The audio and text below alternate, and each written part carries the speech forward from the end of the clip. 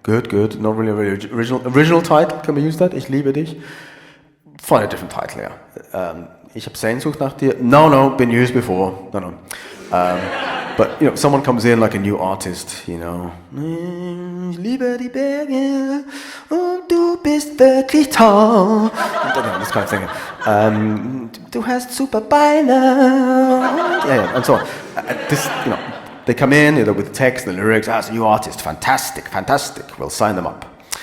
And just before they go to sign, they're like, wait a minute. They're reading through the lyrics. They're like, wait, stop. Don't you dare sign a contract yet.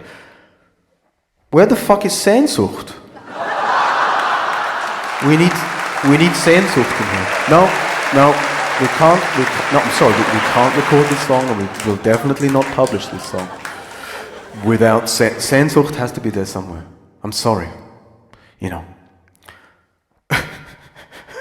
So the artist goes home, and where the fuck can I put Sehnsucht? And then you hear it in some of those. You can hear it in some of them, because sometimes it's really forced. They're talking about something completely different, but then comes Sehnsucht. They're talking about a pig. I have a pig. Ich habe ein Schwein. Meine Schweine ist wirklich toll. And okay, how can we get Sehnsucht in there? How the fuck can we get Sehnsucht in? He's got Sehnsucht nach what? Food, Futter. Doesn't really rhyme with anything. Futter, Mutter. Yeah. What's next? Shit, so they have to rewrite the whole freaking song about, my pig named Jim, or Heinz, or whatever, yeah. Oh no, there are songs. No, there are. No. Meine kleine Schweindel, meine Schweindel. Pigs. I love pigs. Fantastic creatures. I love them. Pigs, goats, big fan of goats, and cockroaches, which we'll talk about later. But yeah, anyway, so the Sehnsucht is in there. It's in there. So you come back, we've got Sehnsucht in there. We've got it in there. We've finally got it in there. And it gets signed up immediately. Yeah, it's done. That's all you need. It's a prerequisite. It's a necessity. It's not even. It's beyond that. It's compulsory. It's obligatory to have Sehnsucht in there. So anyway, that's layer one, and then you got layer two, which is kind of the more direct kind of area, and the layer two is, how should we say, or layer two or category two. It's really direct, and this is the one I really love. This is the one, no, it's super, because they basically just fucking say exactly what it is. Then there's no doubt about it. And one of my favorite songs, it's called Super Optimal. It's by a band called Die Dorfer. Super optimal. Oh yeah, oh yeah, oh yeah, oh yeah. This is super optimal. And that's it. You can't really read anything into that. You know what I mean? Because there's always these critics, like the arts critics, the reading book passages, and I'm very sure that in this sentence here, Tolstoy was very much trying to relate to the metaphysical environment of this rock face. Plus, I think he was trying to somehow intimate that nature itself is a raw power that is then also found within this very rock face. And I also think that he may have been fighting or arguing with his wife, and this was some reference to the argument in a metaphysical kind of way. These critics really, they go nuts. They go nuts on this stuff. Not reading stuff into it. The author's like, what? No. If you read the sentence, she walked along the path until she came to a rock face. Full stop. No. There's nothing to read into it there. But anyway, yeah, the critics, like to read everything into there. The lyrics, Bob Dylan, yes. Very fantastic stuff. I love Bob Dylan, really. Listened to him as a child many times. Great lyrics, yes. You can read some things into there. Blowing in the wind. and others, which I can't remember right now. Anyway, you can, it's kind of deeper, it has more context to it. But super optimal, super optimal, es ist super optimal, okay? You can't really read much more into that. You can't. It is super optimal. So you could even try and say, okay, it's optimal. You could say that. If it was just es ist optimal, it's optimal. It's looking pretty good. Yeah. It could be better. But the fact, and this is the genius part. The fact is that they put super in front of it.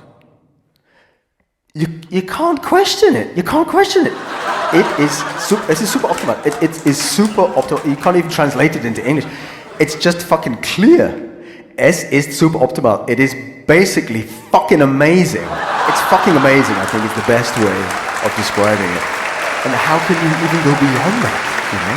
It's fucking fantastic. It's fucking amazing. It's freaking wonderful. You can't question it. It's just clear. It's clear. Es ist super optimal. Beautiful. And I think that's genius. And it's so... And I love the way they always get back to the choruses. Everything else, it's like...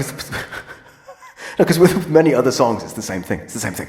You listen to other songs, and you know instantly, on the radio or wherever, that they just desperately want to get to the chorus. They want to get to the refrain, to the chorus. They desperately want, because they know that that's the hook. Because the rest of it is just crap. Like the intro.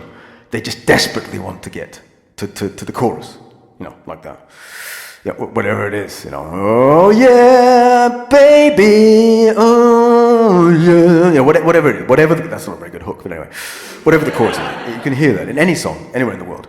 And you can hear that by the way they write the verses. That's coming up to that. Because it's coming up to the main chorus. Which has the hook line, which they'll say probably 30 times, because it's so cool. And because the melody is so, cool. Yeah, that's the one. But before that, the verse is always kind of like, I was eating a chocolate bar, and I saw a brown car, and I don't know, something came, and I found something else in a jar, and oh yeah, baby, you are the best in the world, and it's like this. It is. You can hear it every time. And it goes back to the second verse again, same thing. It's the same thing. Second verse is like, oh yeah. It's nothing to do with the chorus, and nothing to do often with the first verse. We've got the jar, the car, and something from afar, whatever. And the second verse is completely unrelated. Second verse is like, oh, and then the cheese came and landed on my shoe, and I said to the person next to me, what do you do? And it's like ridiculous. Oh, baby, but I love you. Oh yeah. And that's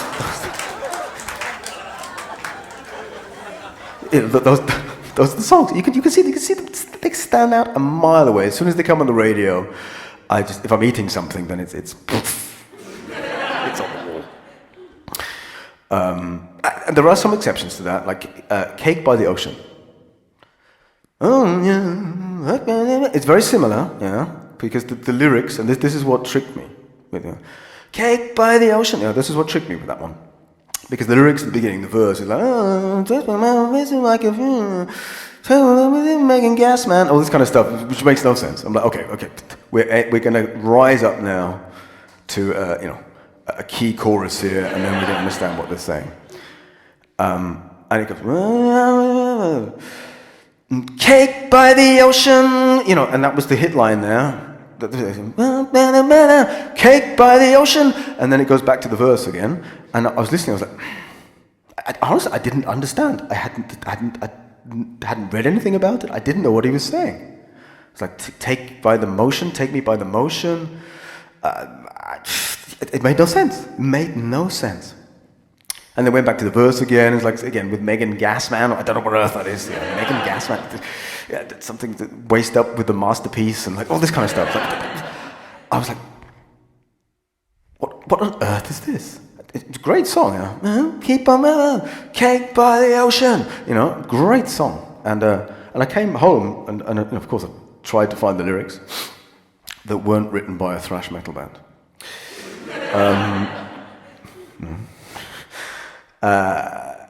And I read them, and I'm like, this, and I looked at the video, which is basically a giant cake on the beach by the ocean.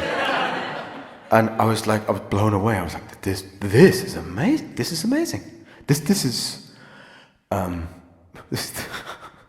is beyond philosophy or you know, science or you know, thought or it's like, this is amazing. This is like, you know, the essence of the universe. This to me, this was it, you know, because it was just, it made no sense. And the ultimate, the kicker line, the final line, cake by the ocean. It was fantastic because that's what it is. It's you can't talk, you can't look at anything around it. It's cake by the ocean. There's a cake. You're either eating cake or you're standing by a giant cake by the ocean in the sunshine. And this to me is beautiful. And that's like super optimal.